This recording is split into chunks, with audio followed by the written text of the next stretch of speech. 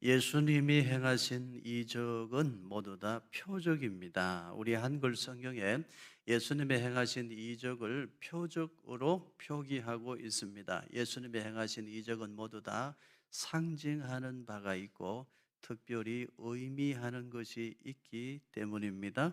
요한복음 6장 14절을 보십시오. 그 사람들이 예수께서 행하신 이 표적을 보고 말하되 이는 참으로 세상에 오실 그 선지자라 하더라.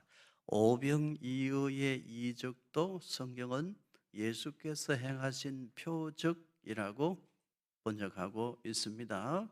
오병이어의 이적도 표적입니다.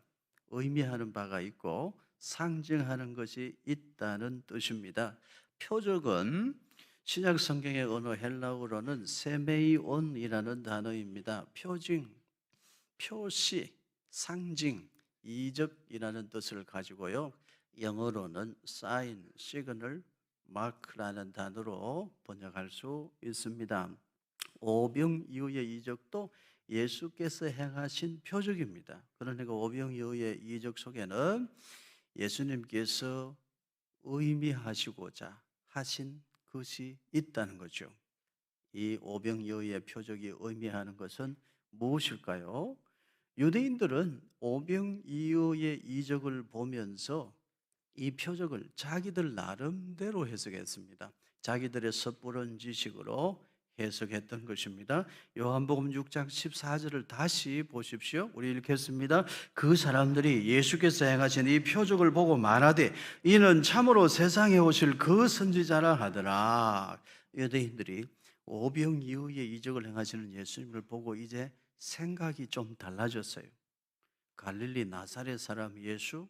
보통 사람은 아닌데 그렇다면 이 사람은 누굴까? 이제 유대인들이 어디까지 생각이 미치기 시작했는가 하면 갈릴리 나사렛 사람 예수 이분이 그 선지자인가 보다. 참으로 그 선지자인가 보다. 거기까지 생각하기 시작했던 거예요. 이것은 무엇을 말합니까? 유대인들이 평소에 기다리고 기다리던 선지자가 있었다는 거죠. 유대인들은 어떤 선지자를 기다리고 있었을까요?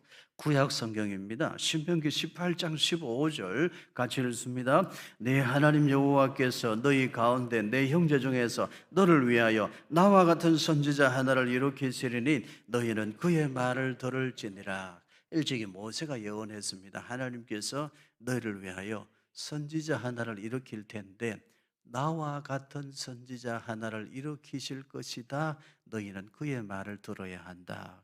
일찍이 모세가 예언했습니다. 그래서 유대인들은 시대마다 모세 같은 선지자를 기다리고 있었습니다.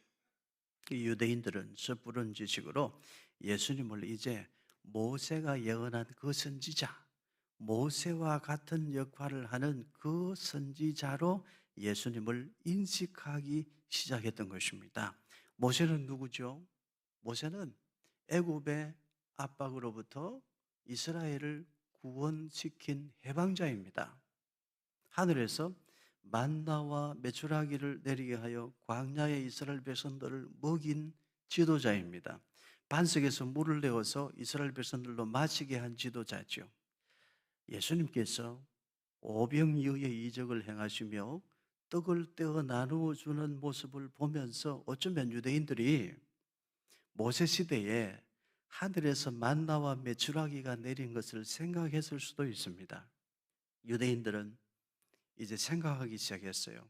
갈릴리 사람 예수는 분명 보통 사람은 아닌데 모세가 예언한 바로 그 선지자인가 보다 그렇게 생각했습니다. 그리고 기대하는 거죠. 모세가 애굽의 압제로부터 이스라엘을 해방시킨 것처럼 이 능력 많은 예수가 로마의 압제로부터 지금 우리를 해방시켜 주리라 생각했던 거예요. 그래서 그 선지자인가 보다 거기까지 생각이 미친 것입니다. 요한복음 6장 15절입니다. 같이 읽습니다. 그러므로 예수께서 그들이 와서 자기를 억지로 붙들어 임금으로 삼으려는 줄 아시고 다시 혼자 산으로 떠나가시니라. 이제 이 유대인들이 예수님을 억지로 붙들어 자기들의 임금으로 삼으려고 했습니다. 모세와 같은 선지자인가 보다. 우리를 로마의 압박과 압제로부터 지배로부터 구원시켜 줄 해방자인가 보다. 그래서 예수님을 억지로 붙들어 자기들의 임금으로 세우려고 했어요. 한 가지 더 있습니다. 능력 많은 예수, 보리떡 5개 물고기 2마리로 15,000명이 넘는 사람들을 배불리 먹이잖아요. 야, 이 갈릴리 사람 예수 우리 임금으로 삼으면 이제 우리 놀고 먹을 수 있겠다. 배불리 먹을 수 있겠다. 아마 그렇게 생각했는지도 모르겠습니다. 평소에 유대인들은 갈릴리 사람을 멸시했습니다. 갈릴리에서 무슨 선한 것이 나와? 갈릴리에서는 선지자가 나올 수 없다. 이렇게 생각했던 사람들인데 예수님이 오병이어의 이적을 행하시는 것을 보면서 생각이 달라졌어요. 물로 포도주를 만들어 내시더니 왕의 신하의 아들을 말씀 한마디로 고쳐주시더니 38년 된 병자도 고쳐주시더니 이제는 보리떡 5개 물고기 2마리로 15,000명이 넘는 사람들을 배불리 먹이고도 12광주리가 남게 하는 능력을 보여주신 거예요. 그러니까 갈릴리 사람 나사렛 예수를 멸시하던 유대인들이 이제 예수님을 달리 보기 시작했어요. 억지로 붙들어서 자기들의 임금으로 삼으려고 했습니다. 여러분, 여기 타락한 인간의 본성이 여기 드러나고 있어요. 갈릴리에서 무슨 선한 것이 나와? 갈릴리 나사렛 사람 예수 별 볼 일 없는 인간이야. 그렇게 생각하고 멸시하던 사람들이 예수님이 행하시는 능력을 보고 생각이 바뀌었어요. 우리 임금으로 만들어가지고 우리 배불리 저 사람 덕에 먹고 살자. 그렇게 생각하고 이 갈릴리 사람 나사렛 사람 예수 이 사람을 통해서 우리가 로마의 압제로부터 벗어나 보자. 그런 생각으로 예수님을 억지로 붙드는 거예요. 그런데 여러분, 이것은 올바른 신앙이 아닙니다. 그 유대인들이 나중에 자기 뜻대로 안 되니까 어떻게 하죠? 강도 바라바는 살려주지만 나사렛 사람 예수는 십자가에 못 박아 죽여라! 그렇게 외치는 거예요. 올바른 신앙이 아닙니다.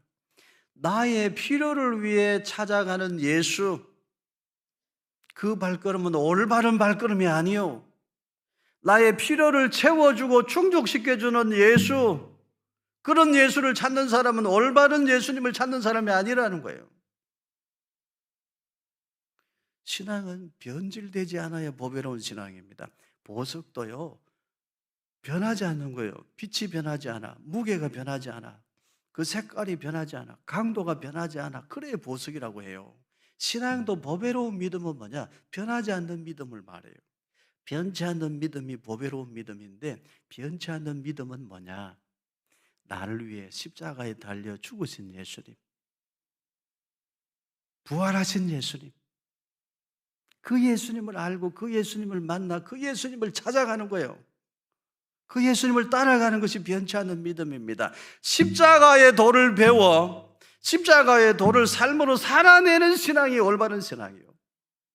여러분 모두 다 변치 않는 신앙, 나를 위해 십자가에 달려 죽기까지 하시고 부활하신 그 예수님을 나의 주님으로 믿고 고백하고 그 주님을 위하여 내가 살고 그 주님을 위하여 죽기도 하리라. 그런 올바른 믿음의 주인공들 되시기를 축복합니다.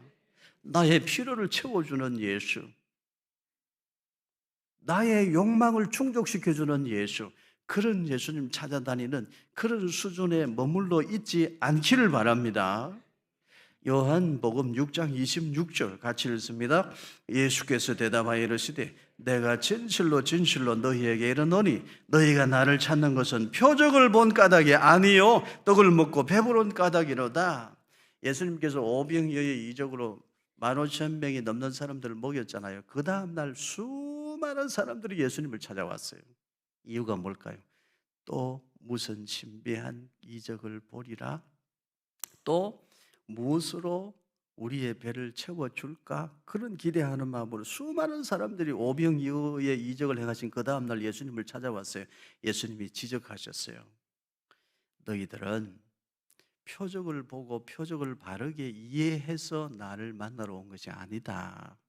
지금 너희들은 떡을 먹고 배부른 까닭으로만 나를 찾아왔다. 아쉽다. 너희들의 신앙은 올바른 신앙이 아직 아니다. 예수님 그 말씀하셨어요. 여러분, 떡을 먹고 배부른 까닭으로만 예수님을 찾아 나오는 그런 신앙에서 우리가 벗어나야 돼요. 떡을 먹고 배부른 까닭으로만 예수님을 찾는 신앙은 변질될 수 있어요. 나중에 예수님을 십자가에 못 박으라 그런 사람이 될 수 있다고요. 우리는 오병이어 표적이 의미하는 바가 무엇인지 바르게 알고 예수님을 바르게 믿어야 됩니다. 떡을 먹고 배부른 까닭으로 또 예수님을 찾아다니는 그런 수준에서 머물러 있어서는 안 된다는 것입니다. 그렇다면 오병이어의 표적은 무엇을 드러내는 것입니까? 오병이어의 이적이 함의하는 진짜 메시지는 무엇입니까? 요한복음 6장 51절에 예수님께서 오병이어 표적에 대하여 친히 들려주신 해석의 말씀이 있어요. 우리 같이 읽겠습니다. 나는 하늘에서 내려온 살아있는 떡이니 사람이 이 떡을 먹으면 영생하리라. 내가 줄 떡은 곧 세상의 생명을 위한 내 살이니라 하시니라. 너희가 정말 알아야 할 것은 이것이다. 내가 정말 너희에게 줄 양식은 이것이니 곧 내 살이니라. 나는 내 몸을 속죄의 제물로 드려 너희에게 영원한 생명의 양식이 될 것이다. 예수님은 그렇게 말씀하셨습니다.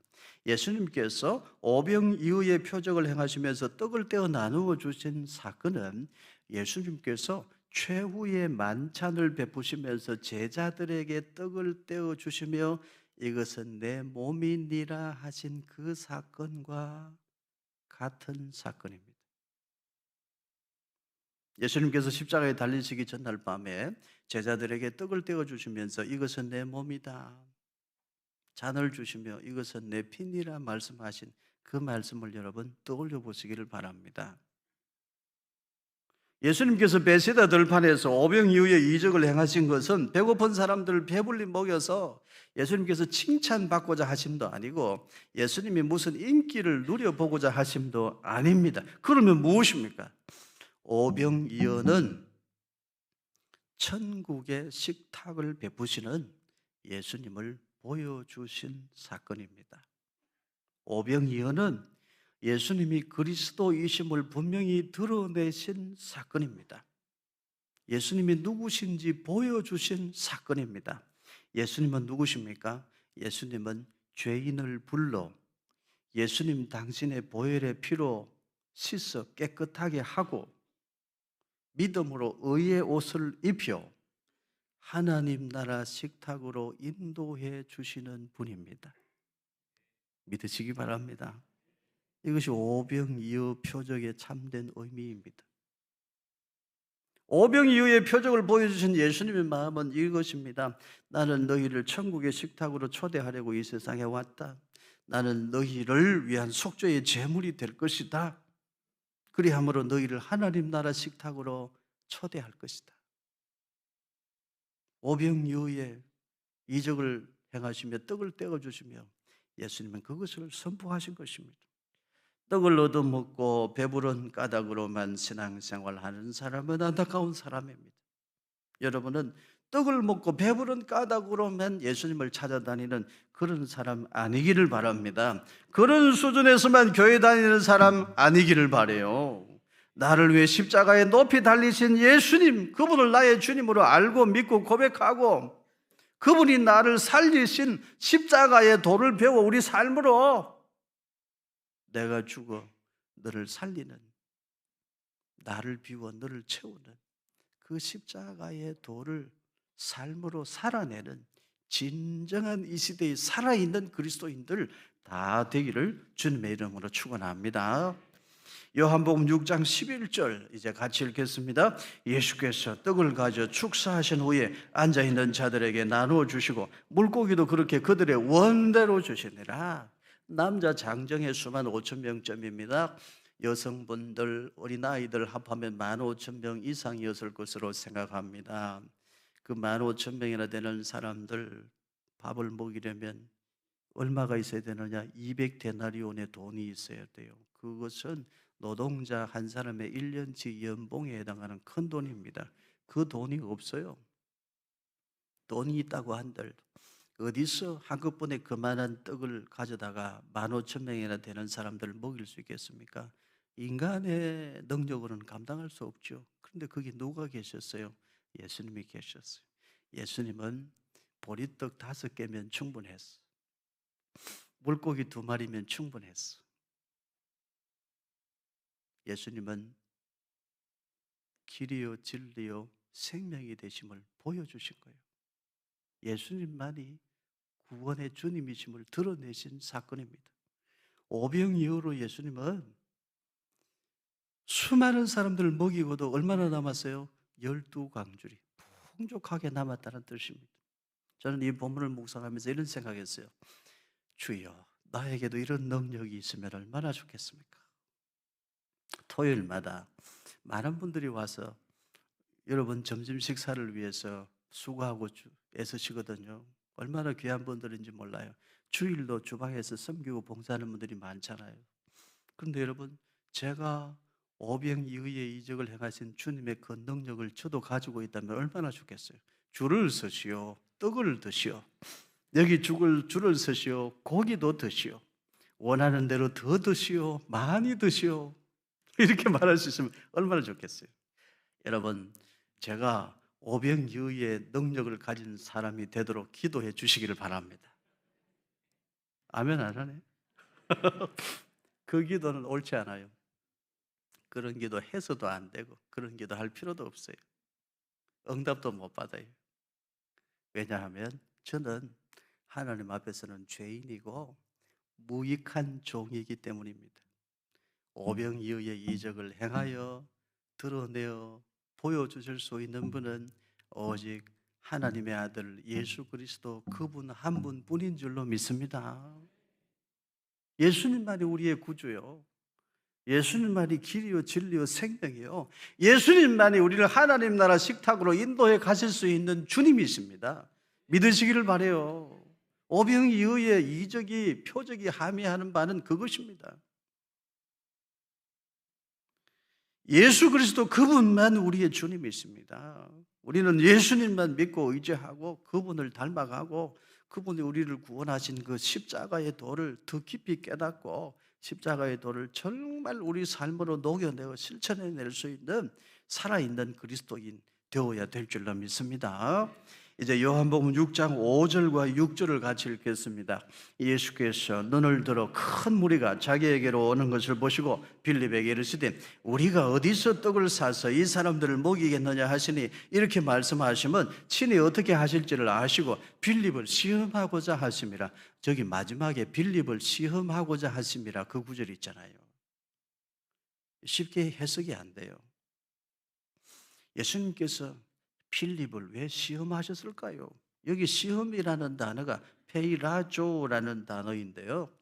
시도하다, 시험하다, 유혹하다, 애쓰다 그런 뜻이 있는데 유혹하다는 건 좋은 뜻이 아니잖아요. 예수님께서 빌립을 유혹하실 필요는 없잖아요. 그럴 뿐도 아니잖아요. 그런데 사도 요한이 성경을 기록하고 성령의 감동하심으로 이 성경 말씀을 기록하면서 페이라조라는 단어를 사용해서 기록했다는 거죠. 예수님께서 빌립을 시험하셨다는 말씀을 대부분의 영어 성경은 to test him으로 번역합니다. 예수님께서 빌립을 테스트해 보셨다는 뜻으로 번역해요. 그런데 어떤 영어 성경에 보니까 to stretch Philip's faith, 빌립의 신앙을 바로잡아 성장시켜 주시기 위함이었다. 이렇게 번역해 놓은 성경이 있는데 딱 제 마음에 들어요. 예수님께서 빌립을 유혹할 이유도 없고 필요도 없잖아요. 아마도 예수님은 빌립을 걱정하고 계셨던 것 같습니다.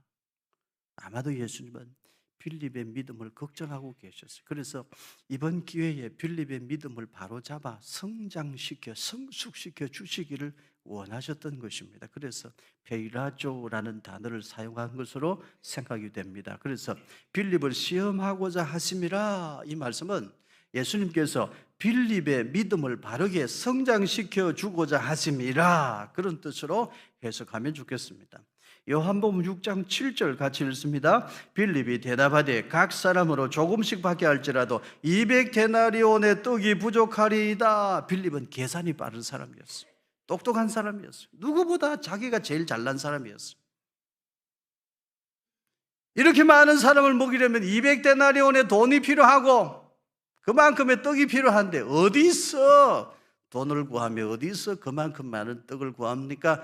말도 안 됩니다. 말도 안 되는 소리 그만하십시오. 그리고 끝이야. 그게 빌립의 신앙이에요. 예수님은 그런 빌립을 걱정하셨던 것이 분명합니다.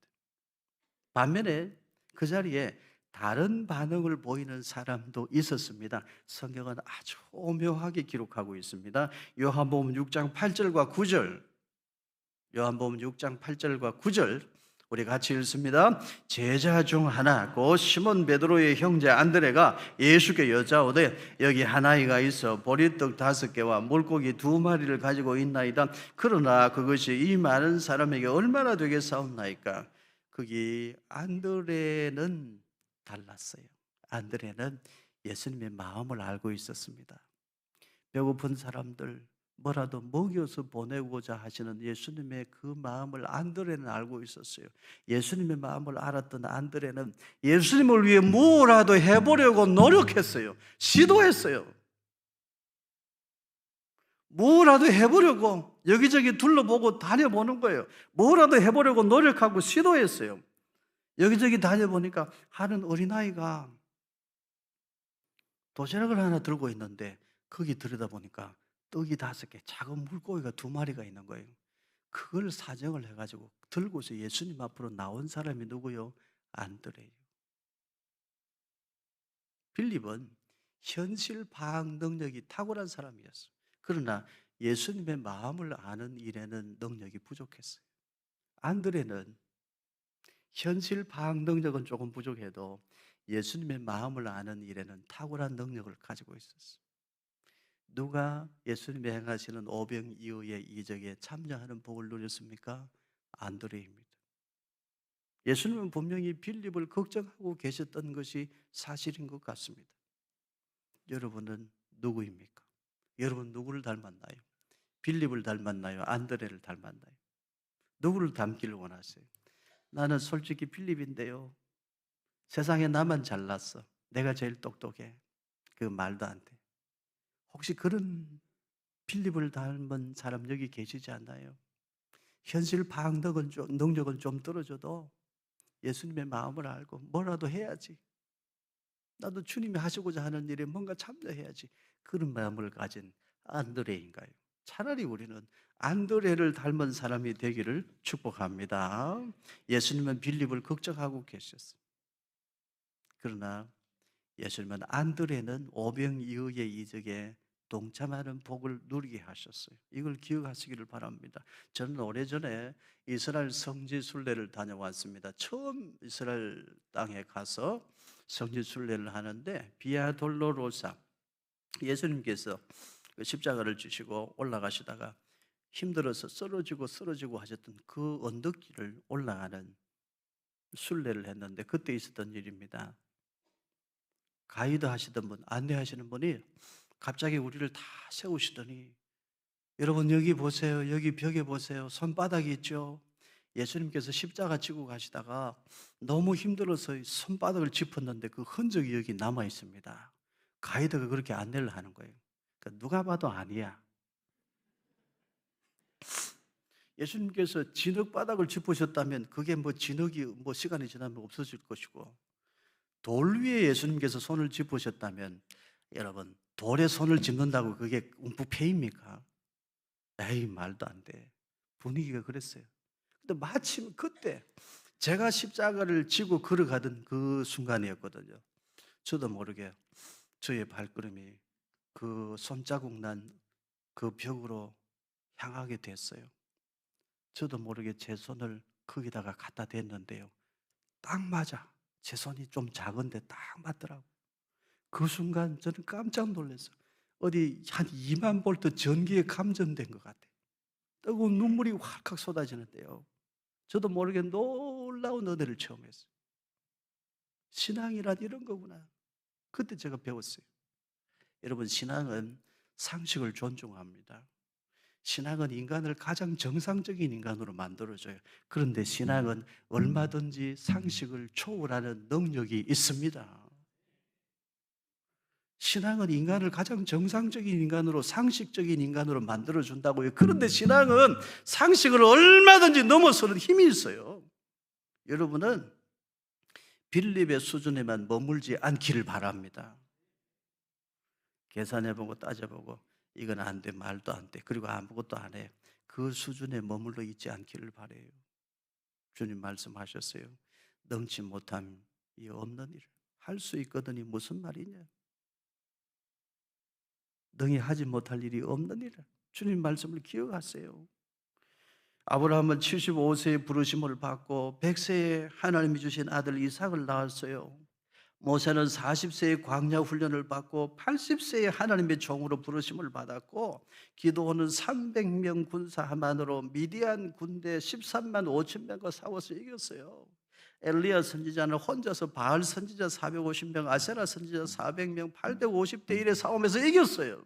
성도 여러분, 오병이어의 능력을 행하시는 그 주님은 지금도 우리 곁에 살아계셔서 우리와 함께 하시는 주님이심을 믿으시기를 바랍니다.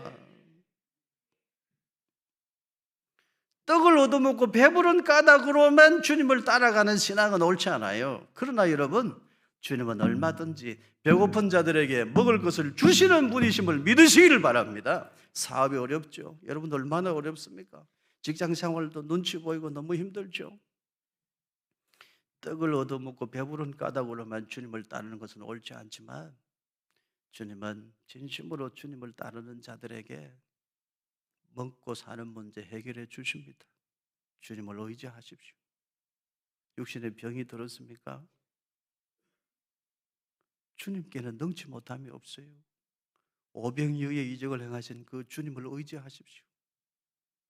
떡을 먹고 배부른 까닭으로만 주님을 따라가면 그건 옳지 않지만, 주님을 찾아오는 성도를 주님은 물리치시지 않아요. 믿음이 없다고 너 그 따위 믿음으로 되겠느냐 꾸중하시는 분은 아니에요. 사랑하는 성도 여러분, 오병이어의 이적을 행하시던 그 주님은 십자가에 달려 죽기까지 나를 사랑하신 바로 그 주님이세요. 그 주님을 믿고 의지하시기를 축원합니다.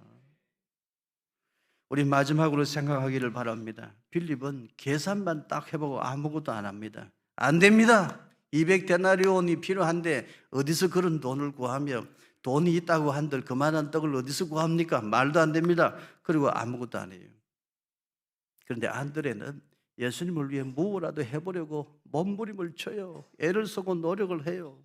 여기저기 둘러보다가 어린아이 하나가 도시락을 하나 들고 있는데 거기 보니까 물고기 2마리, 떡 5개가 있는 거예요. 여러분, 질문합니다.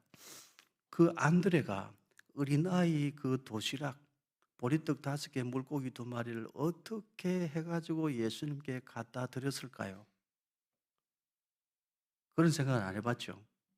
1번, 안드레가 그 어린아이를 협박을 했을 것이다.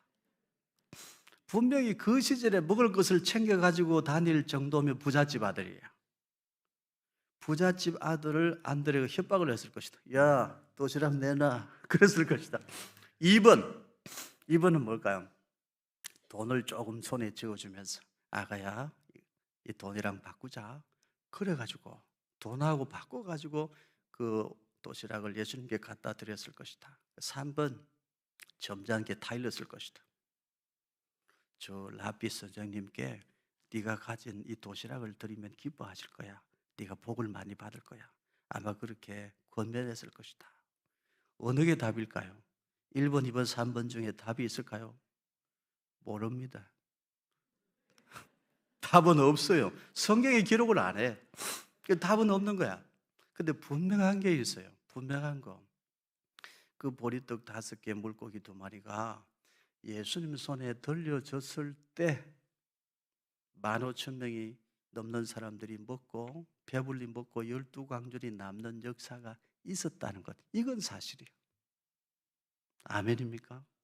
성도 여러분, 때로는 우리도 우리의 도시락, 우리 손에 있는 오병이어를 주님께 기쁨으로 드릴 수 있기를 축원합니다. 적은 것이라도 주님의 손에 들려지면 주님의 놀랍게 역사하셔요. 우리 교회에 소그룹 선교회가 있습니다. 나름 열심히 섬기고 봉사해요. 오병이어죠. 뭐 그렇게 큰 것은 아닙니다. 우리 교회 나눔과 봉사 선교회가 있습니다. 어려운 분들 반찬도 만들어서 갖다 드리고 정기적으로 찾아가서 방문도 하고 말벗도 데워주고 이런 사역을 해요. 오병이어죠. 뭐 그렇게 큰 건 아니에요. 또 장애우들 있는 곳에 찾아가서 뭐 청소도 해드리고 음식도 만들어 드리고 같이 섬기고 그렇게 합니다. 오병이어죠. 뭐 그렇게 큰 건 아닐 수 있어요. 그러나 여러분, 오병이어가 주님 손에 들려졌을 때는 놀라운 일이 생기는 거예요. 우리 교회 소그룹 선교회가 있고 나눔과 봉사 선교회가 있고 전도회가 있어서 어려운 교회들을 돕고 돕는 일에 힘을 보태고 우리 교회 선교위원회가 있어서 선교사님들의 사역을 돕고 후원하고 이건 하나님께서 우리에게 주신 축복인 줄로 믿습니다. 바라기는 우리 모두 다 우리 손에 있는 오병이어 주님께 드릴 수 있는 믿음의 사람 되어지기를 주님의 이름으로 축원합니다. 결론입니다. 오병이어는 예수님이 그리스도이심을 명확히 드러내신 사건입니다. 오병이어는 예수님이 베푸시는 천국 잔치의 식탁을 보여주신 사건입니다. 성도는 믿음으로 순종으로 헌신으로 그 주님의 식탁에 참여하는 은혜를 누린다는 사실을 보여주신 표적입니다. 사랑하는 성도 여러분, 우리도 때로는 우리 손에 있는 것 주님께 드리고 주님이 베푸시는 오병이어의 풍성한 식탁에 참여하는 기쁨과 축복을 누리면서 살아가는 그런 은혜가 있기를 소망합니다.